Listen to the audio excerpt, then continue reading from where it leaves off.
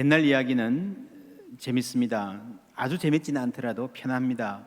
이미 지나간 이야기이기 때문입니다. 어이쿠, 저 사람들 왜 저렇게 바보같이 살았을까? 쉽게 평가하기도 합니다.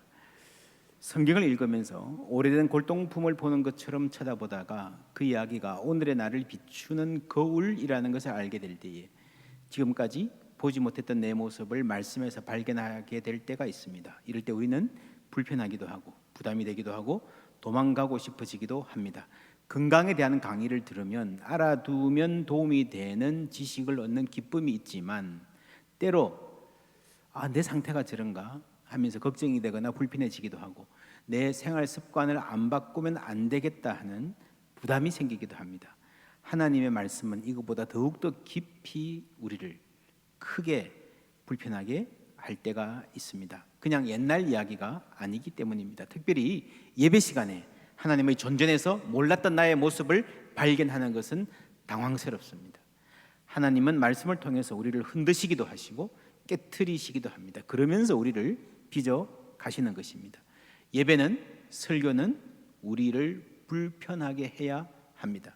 물론 매 시간 흔들고 불편하게 할 수는 없겠지만 1년 동안 설교를 하는데 듣는 이가 불편해지는 일이 한 번도 없다면 그것은 잘못된 것입니다. 설교하는 사람이 잘못됐든지 듣는 사람이 잘못됐든지 둘 다 잘못됐든지. 로마서 14장 15장에서 지금 다루고 있는 주제가 일단락되고 나면 바울이 이런 말을 합니다. 한번 읽어보겠습니다. 나의 형제 자매 여러분, 나는 확신합니다. 여러분은 선이 가득하고 모든 지식이 충만하여 서로 권면할 수 있습니다. 그럼에도 불구하고 내가 부담스러울 수도 있을 만큼 강한 어조로 편지하는 것은 여러분이 이미 아는 것들을 다시 생각나게 하려는 뜻입니다. 내가 이렇게 하는 것은 하나님께서 내게 주신 은혜 때문입니다.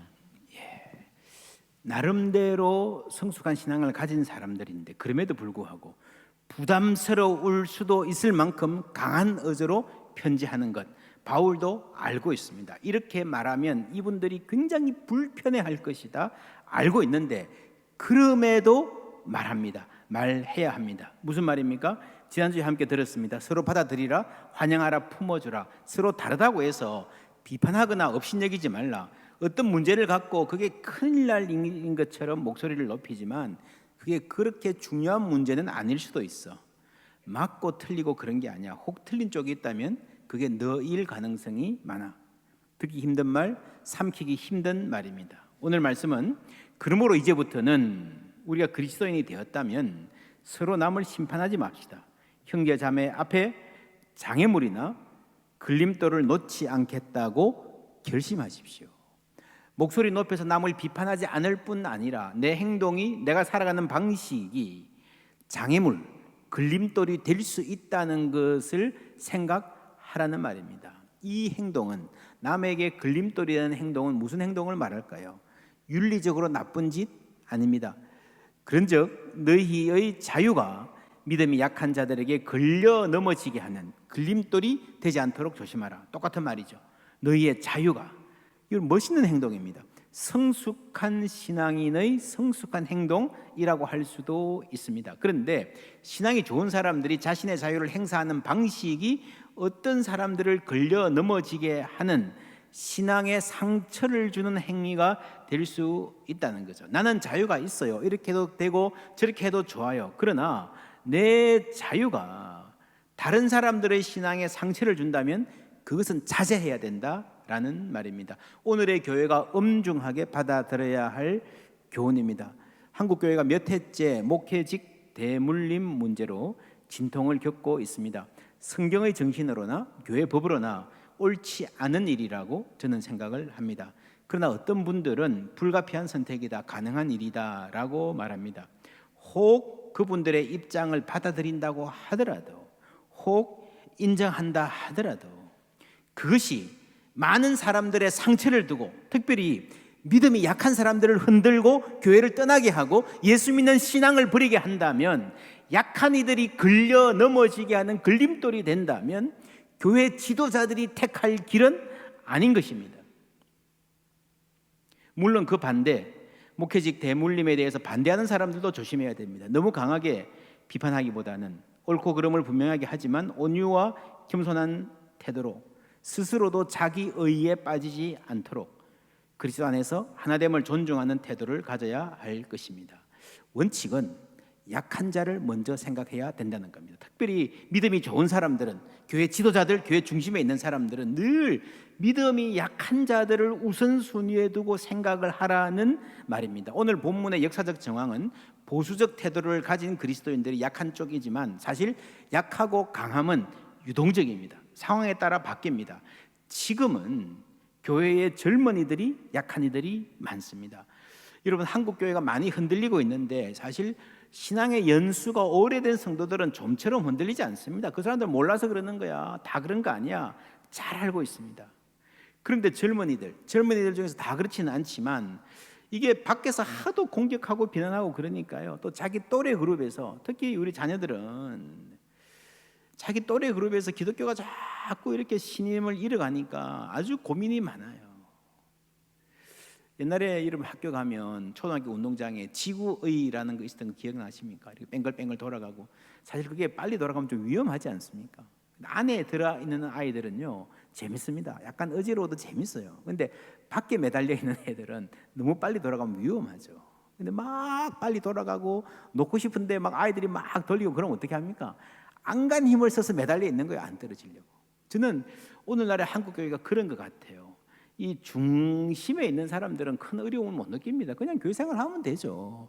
그런데 이 바깥에 있는 사람들은요 정말 떨어지지 않으려고, 신앙을 잃지 않으려고, 교회로부터 멀어지지 않으려고 안간 힘을 쓰고 매달려 있는데, 여러분 교회가 그분들을 배려하고 도와줘야 됩니다. 우리 교회가 이 코로나19 상황에서 할 수만 있으면 어쩌면 좀 지나치다 싶을 만큼 철저하게 방역에 힘쓰고 하는 것도 그 이유입니다. 교회가 가능하면 비난받을 짓을 하지 말아야 됩니다. 진리를 위해서 비난받는 건 괜찮지만 우리가 부주의해서 비난받는 것은 하지 말아야 됩니다. 그렇지 않습니까? 할 수만 있으면 교회가 사회의 존경을 받아야 되겠죠. 그리고 교회가 아름다운 매력적인 교회가 될 수 있으면 더 좋겠습니다. 신학자 칼 바르트는 오늘 말씀을 이렇게 요약을 했어요. 로마서 강해에서 자유로운 인생 시도의 위기. 여러분, 자유는요 그냥 주어진다고 자유가 아니라 내가 자유롭게 살아야 그 인생을 시도해야 되거든요. 근데 그게 위험하다는 겁니다. 여러분, 자유로 가는 길은 본질적으로 위기를 내포할 수밖에 없습니다. 차라리 어디 묶여 있거나 갇혀 있으면요 안전은 하잖아요. 어디 가서 처박히거나 뭐 엉뚱한 데 떨어질 염려는 없잖아요, 그죠? 근데 자유롭게 가면요 일단 위험하기 시작합니다. 그래서 자유를 원하는 사람은 거기에 내재되어 있는 위험을 감수하고 지금 내가 선택한 길이 바른 길이 아닐 수도 있음을 알아야 됩니다. 그 지혜가 필요해요. 자유지만 내 맘대로 아무 길이나 아무렇게나 가는 게 아니고요, 내가 찾아가는 자유예요. 최선을 다해서 책임 있는 삶을 살아야 됩니다. 주의 말씀은 내 발의 등이요 내 길의 빛이니이다 하는 말씀을 잘 생각해 보세요. 어떤 상황입니까? 지금 세상이 어둡습니까? 환합니까? 주의 말씀은 내 발의 등이요 내 길의 빛이니이다. 어두워요, 그죠? 나는 시력이 좋지 못합니다. 어디가 뭐가 있는지 내 발 앞도 이 말씀의 등불이 없으면 내 발 한 발 옮기기도 쉽지 않은 그런 상태예요. 하나님의 말씀의 등불에 의지해서 한 걸음 한 걸음 가는 것입니다. 여러분, 우리의 눈은 그렇게 밝지 않습니다. 세상은 어둡습니다. 우리의 지혜에 한계가 있다는 것을 인정해야 신앙이 출발합니다. 성령의 충만한 임재 안에 어둡던 우리 눈 밝아져서 주를 보게 하소서. 할렐루야. 우리가 이렇게 기도해야 됩니다. 성령께서 우리의 눈을 밝게 해주시기를 바랍니다. 그래서 그 빛에 의지해서 한 걸음 한 걸음 가는 거예요. 여러분, 자유는 있으나 지혜가 없으면요 더 곤란해집니다.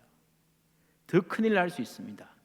특별히 우리는 나도 뭘 대단히 처음부터 끝까지 잘 아는 사람이 아니라 하나님 주신 지혜로 한 걸음 한 걸음 길을 찾아가는 사람이라는 것을 명심해야 됩니다. 그래서 자유가 있다면 지금 내가 누리는 자유는 정답이 아니라 자유로운 생활 방식의 하나일 뿐이다. The way가 아니라 나의 길은 a way입니다.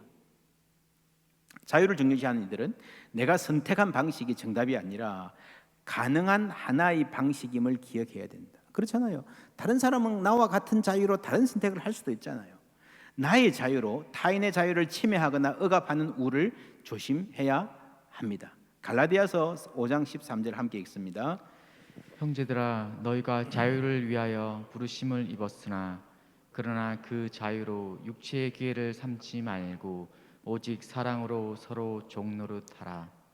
육체의 기회로 삼는 행위는 구체적으로 무엇을 말할까요? 이거는 뭐 술 마시고 방종하고 아무데나 다니고 하는 그냥 뭐 규모 없이 사는 것을 말할 수도 있겠지만, 사실은 사랑으로 서로 종노릇하라는 말, 자기 의를 주장할 기회로 삼지 말라는 말이에요. 이웃을 섬기라는 말이에요.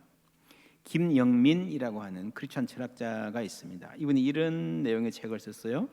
진리와 무리 사이에 일리가 있다. 진리는 이거야, 다른 것은 다 틀렸어, 이것이 정답이야 하는 태도고요. 무리는 이래도 좋고 저래도 좋다. 일리는요, 나의 주장을 진지하게 하면서도 이것을 유일한 최종적인 진리로 고집하지 않는 태도를 말합니다. 충분한 숙고를 한 다음에 그 상황에서는 그렇게 생각할 수도 있겠네 하는 여유, 너도 맞고 나도 틀리지 않았다 할 수 있는 여유를 말하는 거죠. 달리 말하면 진리는 사실은 진리가 아니고요, 진리 주장이에요. 내가 하는 말이 진리라는 착각일 수 있습니다. 그 반대는 상대주의죠. 이분이 하는 말이, 상대주의에 대한 과도한 염려는 삶의 구체적 현장 속에서 자연스럽게 녹아내리는 게 보통이다.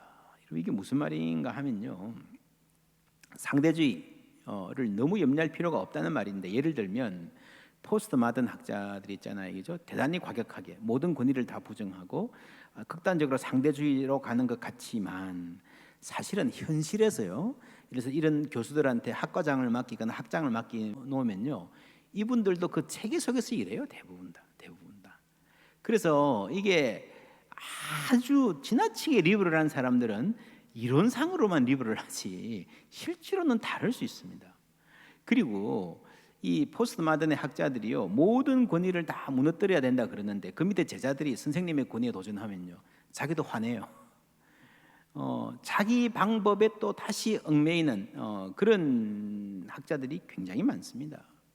조금 더 쉬운 예를 들면요, 어르신들이 젊은이들에게 뭘 맡기면 자기 마음대로 해서 다 망칠 것 같지만, 막상 맡기면 여러분 그렇지 않습니다. 물론 마음대로 해서 헤매더라도 그러면서 배우는 거 아닙니까? 우리는 뭐 젊을 때 안 그랬습니까? 한국의 여러분 저보다 윗세대 60, 70대들은요 다 어떤 그 분야에서 처음 하시던 분들이었어요. 아무것도 모르고 좌충우돌 하면서 배워간 거예요. 다 그랬습니다. 사실 어른들이 하던 일을 젊은이들에게 맡기면, 실제로 맡으면요 더 신중하고 더 조심하는 경우가 많습니다. 맡기 전에 말로만 할 때 밖에서는 비판하지만 실제로 맡으면 책임 있게 행동하는 경우가 많습니다. 그게 구체적인 현실에서 상대주의에 대한 과도한 염려는 녹아내린다는 거거든요.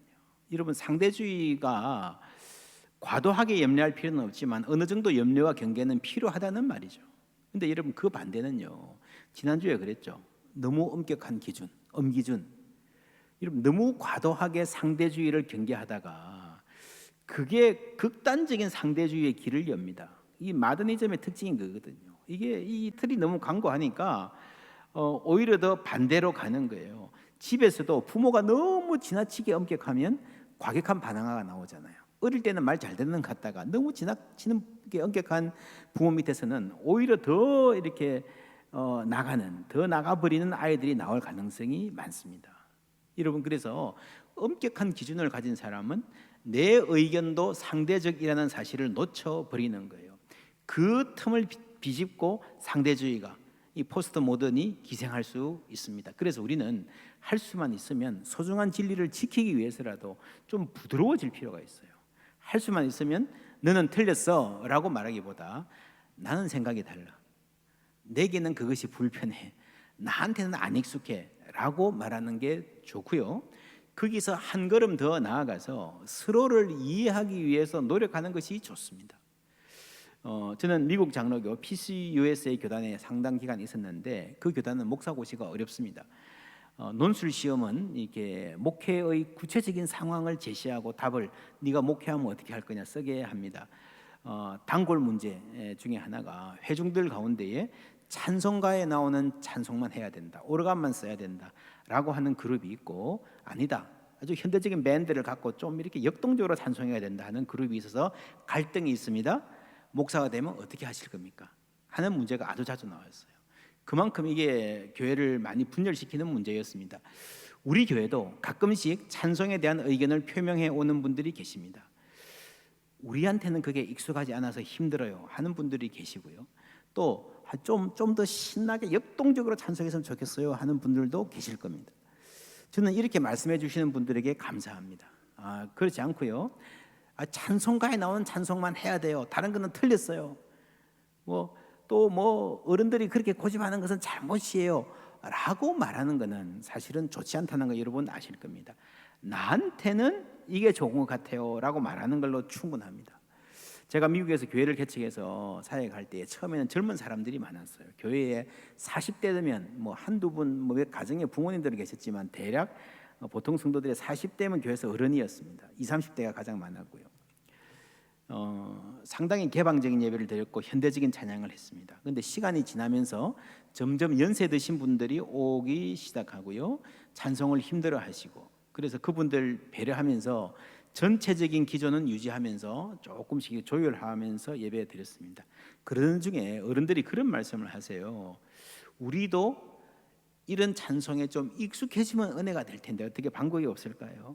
그래서 한 달에 한 번씩 교회가 CD를 만들었습니다. 6월이면 6월 첫 주에요, 이렇게 이번 달에는 이런 찬송을 집중적으로 부를 겁니다. CD를 만들어 가지고요 나눠드렸어요. 당시에는 유튜브 링크 같은 것도 자유롭게 못할 때 아닙니까? 그래서 성도님들이 이걸 가지고 찬송을 집중적으로 듣는 거예요. 차 몰고 다니고 하면서, 미국에 차를 오래들 모니까. 그러면 이 찬송에 완전히 익숙해지고 은혜를 많이 받고 와요. 그러니까 나중에는요, 연세 드신 분들이 더 아주 젊은 분위기의 찬송이라도 더 좋아하시고 더 은혜를 받은 그런 경험들이 있습니다. 여러분, 서로를 이해하고 서로에게 다가가기 위해서 선을 긋기보다 마음을 열고 노력하는 게 필요합니다. 그러면서 우리가 예수님 닮아가는 성품이 되는 거예요. 작은 것에서부터. 여러분, 우리가 교회 안에서 많은 계층들이 다른 사람들이 섞이고 하면요, 이게 습관이 되면은 사실 여러분 가정에서도 좀 다른 사람이 됩니다. 직장 가서 아래 사람 대할 때도 위 사람 대할 때도 조금 다르게 대할 수 있습니다. 서로 존중하고 배려하고, 그렇죠? 그렇게 해서 하나님이 세상을 바꾸어 가시는 겁니다. 오늘 성경에 나오는 음식 문제의 원리는 이렇습니다. 14절 함께 읽습니다. 내가 주 예수 안에서 알고 확신하노니 무엇이든지 스스로 속된 것이 없으되 다만 속되게 여기는 그 사람에게는 속되니라. 무엇이든지 스스로 그 자체로 속된 것, 부정한 것은 없고 그 사람의 마음이 문제라는 거죠. 여러분, 우주 만물 중에 그 자체로 들어온 것은 없다라고 합니다. 디모데전서에 보면은 자기 양심이 화인을 맞아서 외식함으로 거짓말하는 자들이라 혼인을 금하고, 이 부부관계, 성관계를 악한 거로 보는 거죠. 어떤 음식물은 먹지 말라, 부정하다, 속하다라고 할 거이나 음식물은 누가 지으신 거예요? 하나님이 지으신 거예요. 믿는 자들과 진리를 아는 자들이 감사함으로 받을 것이니라. 하나님께서 지으신 모든 것이 선함에 감사함으로 받으면 버릴 것이 없나니 하나님의 말씀과 기도로 거룩하여 짐이라. 여러분, 하나님이 창조하신 모든 것이 선하다고 했습니다. 믿습니까? 그런데 타락했죠. 여러분, 누가 타락했습니까? 사물이 타락했습니까? 산천초목이 타락했습니까? 음식이 타락했습니까? 짐승이 타락했습니까? 아니죠. 돼지가 타락했습니까? 아니죠. 인간이 타락했어요. 이 타락을 인간이 시작했습니다. 물론 이 모든 우주 만물의 그 타락에 깨어진 흔적이 있고 영향이 있습니다. 오염된 게 사실입니다. 그러나 그 타락의 시작은 인간이에요. 그래서 그 인간이, 타락을 원인을 제공한 인간이 어떤 사물, 어떤 대상, 어떤 음식을, 어떤 동물을 보고 저거는 본래 악한 것이다 라고 하는 것은 자가당착이에요. 여러분, 자연의 아름다움을 보고요, 야, 참 좋다 하는 것은요, 선한 마음입니다. 하나님이 태초에 그러셨잖아요. 보시기에 좋았더라. 어떤 사람을 보고 아름답다 하는 것도 선한 거예요. 하나님이 그러셨잖아요. 보시기에 심히 좋다, 아름답다, 참 좋다. 그게 하나님의 마음이에요. 여러분, 남자나 여자나 예쁜 사람을 보고요, 아름다운 사람을 보고요, 참 좋다, 아름답다 하는 그 마음 자체는 본래 선한 것입니다. 그런데 그 마음이 선하게만 작용하지 않고 인간의 욕심이 들어가기 때문에 거기서 일탈이 생기고 죄악이 생기고 온갖 사회 문제와 병폐가 생기는 거예요. 이런 우리 사회의 많은 문제가 사람이 사람을 좋아하는 데서 나옵니다. 사랑의 문제예요. 오도된 사랑. 여러분, 돈도 마찬가지입니다. 성경에 돈이 일만하게 뿌리다 그랬다. 맞아요, 틀려요? 돈이 일만하게 뿌립니다. 맞습니까, 틀립니까? 한번 찾아볼까요? 돈을 사랑함이, 돈을 뭐함이? 일만하게 뿌리다. 뭐가 문제예요? 여러분, 돈이 문제예요? 사랑이 문제예요? 사랑이 문제예요. 돈 자체는 선하지도 악하지도 않지만 잘못된 사랑이 문제예요. 잘못된 대상을 잘못된 방식으로 잘못된 정도로 사랑하는 그게 다 문제예요. 여러분, 사람이 문제고 사랑이 문제입니다. 인간의 모든 근본적인 문제는요, 잘못된 사랑의 문제예요. 그래서 이것에 대한 치유, 구원은요, 하나님의 구원, 예수님의 사역은요, 인간의 잘못된 사랑의 우선순위를 조정하시는 거예요. 너희는 먼저 그의 나라와 그의 의를 구하라는 말이 바로 그 말씀이에요. 15절 말씀 함께 읽습니다. 만일 음식으로 말미암아 내 형제가 근심하게 되면 이는 내가 사랑함으로 행하지 아니함이라. 그리스도께서 대신하여 죽으신 형제를 내 음식으로 망하게 하지 말라. 아멘. 이게 또 사랑이라는 말이 나오죠. 이 사랑이 어떤 사랑인가? 저 사람 너무 멋있어, 좋아, 사랑해. 이게 아니에요. 여기서 말하는 사랑은요, 그리스도께서 대신하여 죽으신 형제. 무슨 말입니까? 그리스도께서 우리를 대신하여 죽으셨다, 우리를 위하여 죽으셨다. 이 말은요, 그리스도인님은 누구나 다 아는 진리예요. 기본적인 진리예요. 공감합니다. 그런데 이 진리가 그냥 진리로 머무르지 않고 우리 인간관계에, 공동체의 삶에 적용하는 거예요. 내가 함께 하기 힘든 저런 사람에게, 아무리 잘 봐주려고 그래도 이해하기 힘든 사람에게, 야, 너 한심하게 그렇게 왜 사냐? 라는 말이 나올 것 같은 그런 대상에게 이 말을 적용하는 거예요. 예수님이 이 사람을 위해서 죽으셨다. 여러분, 성령께서 우리 눈을 밝히셔서 우리가 주를 보게 되면, 주님을 보게 되면 어떤 일이 일어날까요? 예를 들어 내가 가게를 경영해요. 알바생을 채용했어요. 하는 일이 마음에 썩 들지도 않고 빠리빠리하지도 않고, 그래서 구박도 하고, 내가 힘드니까 귀찮은 일도 과도하게 시키고, 짜증날 때 분풀이도 하고, 뭐 하다 보니 그렇게 됐어요.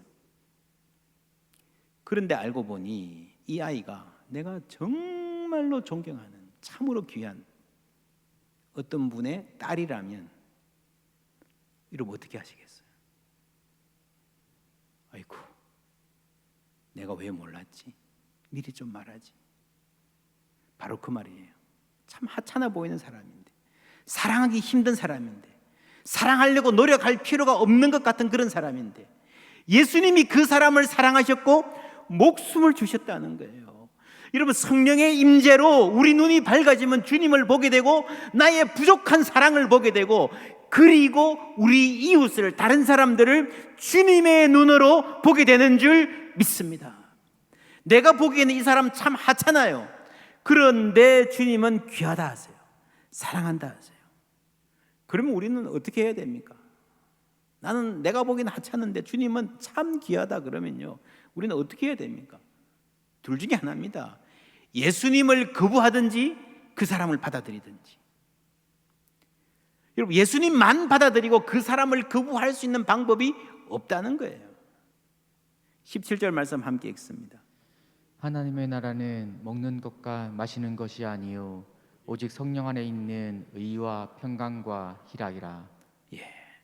의, 정의, 평화, 기쁨, 세상도 많이 말하는 겁니다. 근데 여러분, 이게 세상이 말하는 정의와 평화는 다릅니다. 세상이 정의라는 이름으로 얼마나 여러분 다른 사람 상처 주는 칼을 많이 휘두릅니까? 최근에 일본 사람이 쓴 책 중에 그런 책이 나왔더라고요. 정의 중독, Justice Addiction. 요즘 중독이 하도 많아가지고 정의도 중독이 되냐 무슨 말인가. 여러분 뉴스에 어떤 나쁜 사람 이야기, 아주 기가 막히게 어떻게 저런 사람이 있냐 이런 이야기가 나오면 사람들이 댓글 달잖아요. 그죠? 댓글 막 답니다. 어쩌면 그럴 수가 있냐, 인간도 아니다, 뭐 철저하게 수사해서 벌 줘야 된다, 저런 사람은 신상 공개해야 된다, 뭐 경찰은 뭐 하고 있었냐, 뭐 좋아요, 좋은데 그렇게 답글을 달 때요 사람들이 기분이 좋아진대요. 뇌에 도파민이 분비돼서 상당히 기분이 업된다라고 합니다. 근데 그러고 나면 그 기분에 취해 가지고 계속 그 기분을 누리고 싶은 거예요. 여러분 이게 도파민 과다 분비는 점점 더 강한 자극을 요구합니다. 그게 중독이 된다는 거죠. 그래서 처음에는 정의로운 행동이에요. 그 자체로 정말 안타까운 일 보고 그래서는 안 되지 하고 분노하고 사회 정의를 말했지만 이거 하다 보면 이거 자체가 중독이 돼가지고 사람이 자꾸 욕하고 비난할 대상을 찾아다닌다는 거예요. 누군가는 욕을 해야 신이 나는데 분노하고 싸울 때 내가 살아있음을 느끼는데 좀 그거를 정의 중독이라고 한답니다. 여러분 누군가를 비난하고 욕하는 게 중독이 된답니다. 기분 좋아요. 심지어 짜릿하기도 해요. 안 그렇습니까? 안 해보셨습니까? 인간의 고질적인 병입니다. 자기의, 지 잘난 맛에 사는 습성. 그게 이 SNS 시대가요 최대화한다는 거예요. 빠져나오면 헤어나오기 힘들 정도로 중독성이 강하다는 겁니다. 여러분 하나님의 나라는 의와 평화와 기쁨입니다. 내가 옳아 너는 틀렸어 시원하게 한번 쏘아주고 나면 느끼는 그런 식의 기쁨이 아니라 내가 인내하는 거예요. 내가 양보하는 거예요. 내가 내려놓는 거예요. 왜요? 예수님 때문에. 날 위해 죽으신 예수님, 날 사랑하는 예수님이 이 사람들을 사랑하니까 나는 마땅치 않지만 예수님 위해서 내려놓는 거예요. 여러분 예수님처럼 내가 나를 비우면 그 빈 공간에서 하나님이 일하시는 줄 믿습니다. 하나님께서 우리를 위로하시고 치유하시고 우리의 모난 것들을 다듬으셔서 아름답게 빚어가십니다. 하나님의 손길은 세상이 줄 수 없는, 세상이 상상도 할 수 없는 아름다움을 만들어 내시는 거예요. 21절 말씀 다 같이 읽습니다. 고기도 먹지 아니하고 포도주도 마시지 아니하고 무엇이든지 내 형제로 거리끼게 하는 일을 아니함이 아름다우니라. 아멘. 아름다우니라 라는 말이 나왔죠. 뭐가 아름다운가? 나는 먹을 수 있지만 덕을 세우기 위해서, 형제를 세워주기 위해서 안 먹겠다는 거죠. 나는 이 말 할 권리가 있지만 덕을 세우기 위해서 그 권리를 양보하고 참겠다는 거죠. 여러분 여기서 포도주 마시는 이야기가 나왔는데 술 이야기 나오면 관심들이 많으시니까 설명드릴게요. 맥락을. 여기서 포도주는요 술 취하는 것을 말하는 것이 아닙니다. 술 취함은 방탕한 것이기 때문에 성경은 분명하게 엄격하게 금하고 있습니다. 여기서는 가족끼리 식사하면서 좋은 날 와인 한 잔 하는 것 정도를 말합니다. 그거 해도 되는가? 해도 됩니다. 이 말은 그럴 때에 와인 한 잔 한다고 해서 벌을 받거나 지옥 가거나 그런 것 아니란 말입니다. 그런데 바울은 나는 그것도 안 하겠다 하는 말을 지금 하는 거예요. 여러분도 안 하시는 게 좋겠습니다 라는 말을 지금 하고 있는 거예요. 그 정도 술 한 잔, 와인 한 잔 하는 것 가지고 벌 받기 때문이 아니라 당시 교회의 사정상 그걸로 상처받는 사람들이 많았기 때문입니다. 여러분 한국의 상황은 어떻습니까? 한국 사회가 술로부터 자유롭습니까? 얼마나 많은 가정들이 술 때문에 무너집니까? 음주운전 이런 건 말할 것도 없고요. 정말 번듯한 사람들이, 존경받고 살던 사람들이 술 한잔하고 했던 부끄러운 일들 여러분 연일 보도에 나오지 않습니까? 온갖 성희롱, 뭐 성폭력 뭐 이런 것들요. 술 때문이 많죠. 심지어 법정에서도요. 남자가 술 한잔하고 그럴 수 있지 하는 정말 이상한 생각이 아직도 다 해소되지 않고 있습니다. 이 타락한 문화예요. 병적인 문화입니다. 그런 점에서 보면 한국 사회에 기독교가 들어왔어요. 적어도 기독교인들이 이 술과 담배와 거리를 유지하고 살았던 것은 건강, 육체적 건강뿐만 아니라 문화적 건강에 굉장히 큰 공헌을 한 것입니다. 좋은 일입니다. 좋은 일입니다. 요즘에 코로나 때문에 집합 금지여가지고요, 이렇게 답답하시지만 이게 나쁜 면만 있는 건 아닌 것 같아요. 다들 요즘에 집에 일찍 들어가시잖아요. 그죠? 코로나 초기에는 확진자 그래가지고요, 밖에 못 나가니까 살찐다 그랬는데, 제가 옆에 보니까 오히려 회식도 줄고 이러니까 막 저녁에 부어라 마셔라 하던 것 없어지니까 훨씬 더 건강해지신 분들이 많다고 그래요. 자기 관리가 조금 가능하잖아요. 제가 이제 이런 말 드리는 것도 조심스럽습니다. 왜냐하면 식당 하시는 분들이 있기 때문에 이게 좀 빨리 회복돼야 될 건데, 그 마음 아픈 일이고 속히 회복되기를 바랍니다. 그러나 좀 건강한 방식으로 한국의 회식 문화, 술 문화 이게 좀 고쳐져야 됩니다. 여러분, 그리스도인들이 정말 성경의 정신과 한국교회의 아름다운 전통을 잘 지켜 살면서 이 사회의 문화를, 가정과 직장을 아름답게 이끌어갈 수 있는 굉장히 큰 잠재력이 있습니다. 아름답게 살 수 있습니다. 21절에 내 형제로 그리끼게 하는 일을 아니함이 아름다운 이라고 했습니다. 아름다운 이라. 우리의 목표는요, 아름다운 삶이에요. 최고의 삶이에요. 그냥 겨우 천국 가는 정도의 삶이 아니라, 벌 안 받고 사는 삶이 아니라 아름답게 사는 거예요. 복되게 사는 거예요. 여러분, 겨우 세상으로부터 욕 안 먹고 사는 것이 아니라 세상이 반할 만큼 우리도 저렇게 살고 싶다라고 하는 매력적인 삶을 살 수 있다는 거예요. 초대교회는 별로 내세울 것 없는 사람들의 모임이었습니다. 예수 믿는다고 왕따가 되기도 했습니다. 심지어 가족들이 너 내 자식 아니다 그러려거든 호적 파가라 하기도 했습니다. 사업에 상당한 손해를 감수해야 하기도 했고, 핍박이 있었고, 순교자가 속출했습니다. 그런 어려운 상황에도 불구하고 계속 예수 믿는 사람이 늘어났습니다. 그 가운데서 초대교회가 역동적으로 성장했다는 것은요, 정말 놀라운 일이었습니다. 그들의 삶이 보여준 매력 때문이었습니다. 그들은 천국을 약속받았지만 이 땅에서의 삶을 천국 가기 전에 기다리는 대합실 정도로 생각하지 않았습니다. 그들은 천국을 믿었지만 그들이 믿는 천국은 세상 사람들 눈에는 보이지 않았습니다. 그러나 천국을 약속받은 사람들이 이 땅에서 살아가는 모습이 그들의 눈에 보였다는 거예요. 여러분, 그리스도인들은 서로 사랑하며 살았습니다. 내적인 갈등, 외적인 핍박이 있었지만 인내하며 살았습니다. 예수님 때문에 인내하는 그들을 하나님께서 아름답게 빚어 가신 거예요. 그들은 예배하며 살았습니다. 예배가 그들 삶의 중심이었습니다. 여러분, 그 사람들도, 초대교회 교인들도요, 본질적으로 우리와 같은 사람들이에요.